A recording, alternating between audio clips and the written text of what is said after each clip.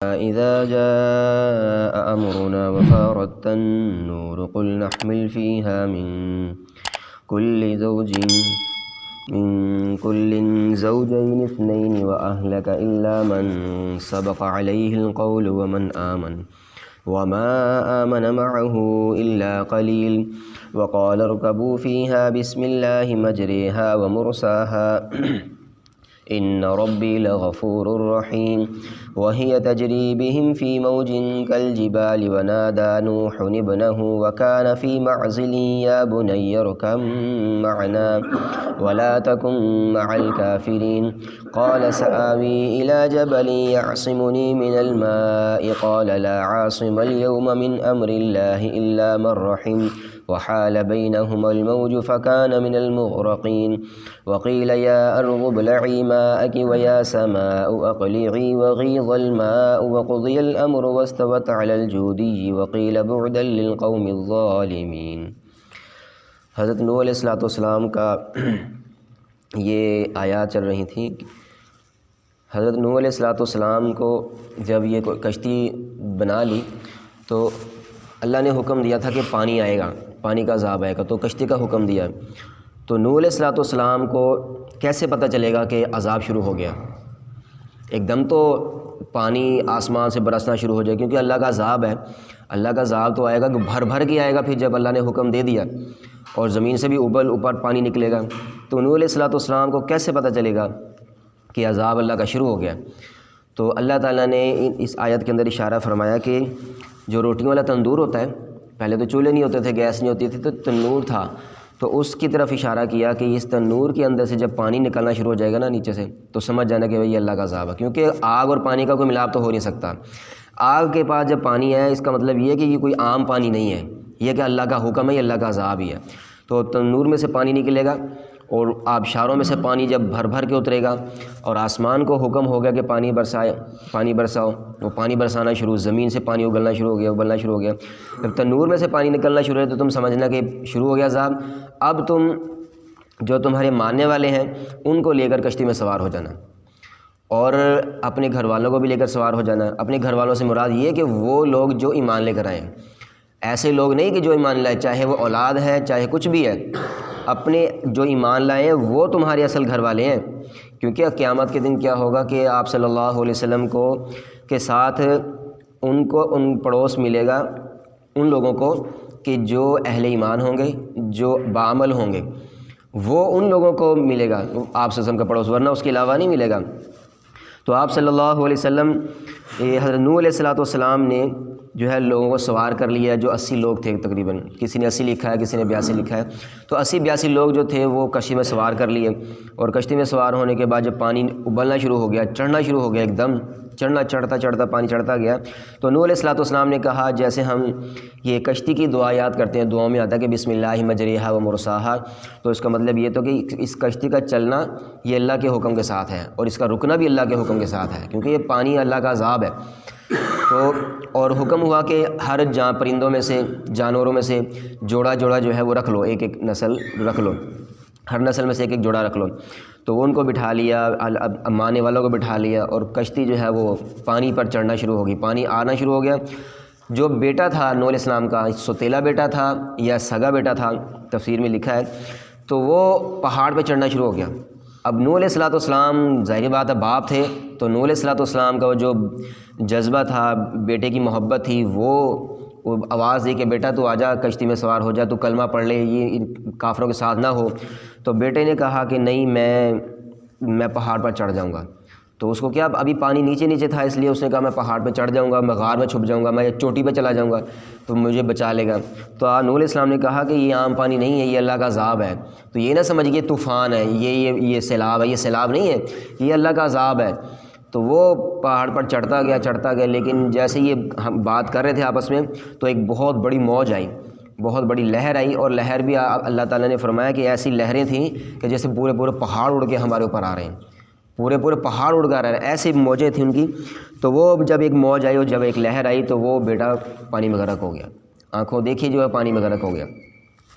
تو نوح علیہ السلام جب وہ کشتی سوار ہوئی اور چلتی گئی تو اس کے بعد کل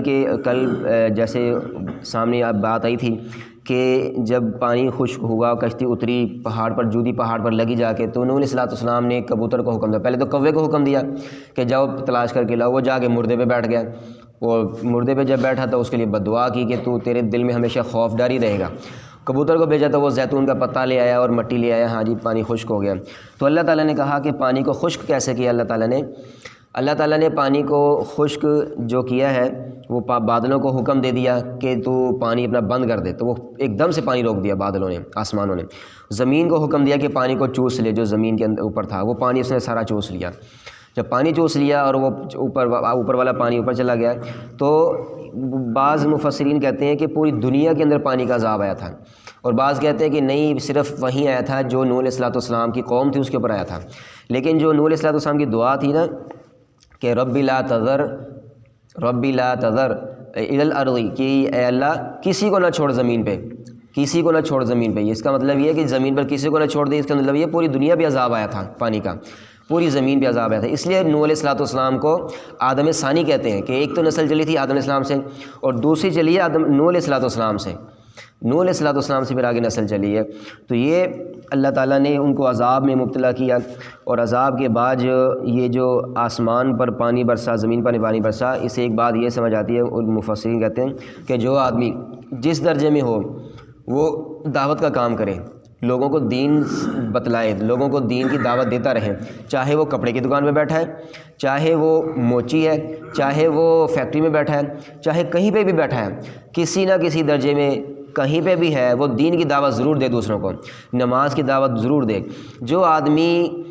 دین کی بات کرتا رہے گا، لوگوں کو دعوت دیتا رہے گا، اللہ تعالیٰ اس کو ایسے ہی بچائیں گے کہ جیسے نوح علیہ السلام کے ماننے والوں کو بچا لیا تھا،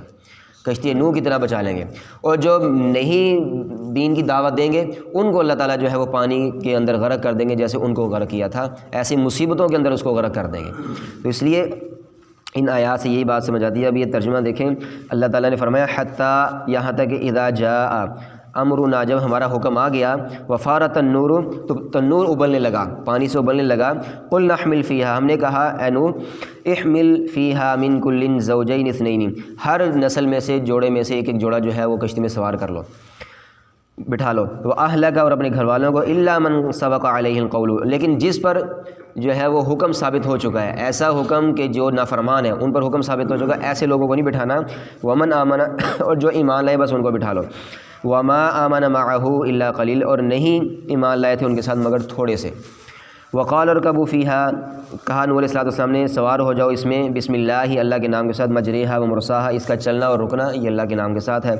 ان ربی، بے شک میرا رب، اللہ غفور الرحیم، معاف کرنے والا ہے، رحم کرنے والا ہے، وہی تجری بہم، وہ کشتی لے کر ان کو چلی، فی موج کالجبال، ایسی موجوں میں جو پہاڑ کی طرح تھیں، پہاڑ کی طرح موجوں کے اندر ان کشتی کو لے کر چلی، ونادى نوح ابنہ، اور پکارا نوح علیہ السلام نے اپنے بیٹے کو، وکان فی معزل یا بنی ارکب معنا، کہ بیٹے تو سوار ہو جا، کلمہ پڑھ کے سوار ہو جا، ایمان لیا، اے میرے بیٹے، یا بنی ارکب معنا، تو ہمارے ساتھ سوار ہو جا، ولا تکن مع الکافرین، کافروں کے ساتھ نہ ہو، قال سآوی، اس نے کہا کہ میں چڑھ جاؤں گا، الی جبل یعصمونی من الماء، میں پہاڑ کی چوٹی پر چڑھ جاؤں گا، میں پہاڑ پر چڑھ جاؤں گا جو بچا لے گا مجھے پانی سے، میں بچ جاؤں گا پانی سے، قال لا عاصم اليوم، نوح علیہ السلام نے کہا کہ ہرگز نہیں تو بچ سکے گا آج کے دن، من امر اللہ، اللہ کا حکم ہے، یہ کوئی عام پانی نہیں ہے، یہ اللہ کا حکم ہے، الا من رحم، مگر جس پر اللہ تعالیٰ رحم کرے، وحال بینہم الموج، اور حائل ہوگی ان کے دونوں کے درمیان ایک موج، بہت بڑی موج، وکان من المغرقین، اور وہ غرق ہو گیا پانی کے اندر، وقیل، اور کہا گیا، یا ارض ابلعی ماءکی، اے زمین پانی چوس لے، ویا سماء اقلعی، اور آسمان کو کہا کہ پانی کو روک دے، وغیض الماء وقضی الامر، اور پانی جو ہے وہ ختم ہو گیا، اور فیصلہ کام تمام ہو گیا ان سب کا، وغیض الماء، پانی نے کام تمام کر دیا ان سب کا، وقضی الامر، اور حکم ہو گیا ہمارا، واستوت علی الجودی، اور ٹھہری جودی پہاڑ پر وہ کشتی، جو نوح علیہ السلام کی کشتی وہ جودی پہاڑ پر جا کر ٹھہری، وقیلا، اور کہا بعدا للقوم الظالمین، نا انصافوں پر، جو دینداروں کی حق تلفی کرتے تھے، ان کو برا بھلا کہتے تھے، ان پر اللہ کی لعنت ہے، وہ ظالم قوم ہے، اللہ تعالیٰ نے ان کو کہا۔ تو اس کے بعد پھر نوح علیہ السلام جب کشتی سے اترے ہیں تو نوح علیہ السلام نے اس دن روزہ رکھا، اس دن روزہ رکھا، اللہ تعالیٰ کی حمد و ثنا بیان کی، اور اس کے بعد سے پھر اب یہ کتنا عرصہ تھا اس کے اندر بھی مختلف اقوال آتے ہیں کہ بہت 40 دن لگے یا 4 ماہ لگے یا یہ کافی عرصہ لگا پانی کے اندر، کشتی کے اندر ان کو۔ تو اس کے اندر کھانا پینا ان کا کیا تھا؟ تو کھانا پینا ان کا کیا تھا؟ تو وہ اللہ کی طرف سے تھا ان کا کھانا پینا بھی۔ تو جو لوگ دین کی دعوت دیتے ہیں، دین کو پھیلاتے ہیں، اب موبائل کمپنی والی موبائل کو ہی وہ فروغ دیتی رہتی ہے، موبائل کے ایڈ اتنی چلاتی ہے، اتنی مشہوریاں چلاتی ہیں، بچوں کو پتہ ہے موبائل کون سا ہے۔ اب جس کو موٹر سائیکل کا شوق ہے اس کو ہر آنے والے موٹر سائیکل کا پتہ ہوتا ہے، اس کا یہ اسٹیکر ہے۔ جن کو موٹر سائیکل کا شوق ہوتا ہے نا، اس کو 1982 کے اسٹیکر بھی یاد ہوتے ہیں، 2000 کے بھی اسٹیکر یاد ہوتے ہیں۔ یہ تو 2000 کا اسٹیکر ہے، یہ تو 2010 کا اسٹیکر ہے، یہ تو 2010 کی ماڈل ہے، پتہ ہوتا ہے۔ لیکن اپنے دین کے بارے میں ہمیں بہت کم پتہ ہے۔ تو اس کو پھیلانے کے لیے ہم کسی بھی درجے میں ہوں تو دین کو پھیلائیں، دین کو پھیلائیں۔ اللہ تعالی ہمیں سمجھ کے اور عمل کی توفیق عطا فرمائے۔